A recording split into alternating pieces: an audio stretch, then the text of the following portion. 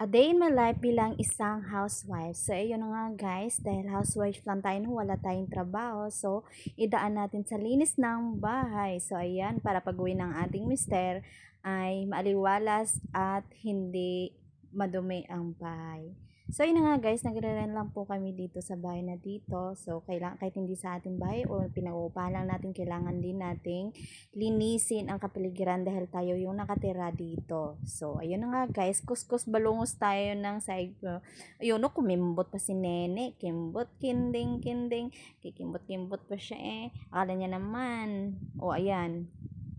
Kuskus ulit. Yan, bilisan natin kasi pawis na tayo this. Oh, sumayaw pa talaga. Hindi pa na ano dun sa isang kembot. Sumayaw pa, gumigiling-giling sa giling pa, day. Sige, ayan. So, ayan. Ipagpatuloy mo na yan, day. Ayan, kuskus ka na. Patapos na ako dyan, mga mare. Next episode naman sa hagdan. Yan, hagdan na naman yung isusunod.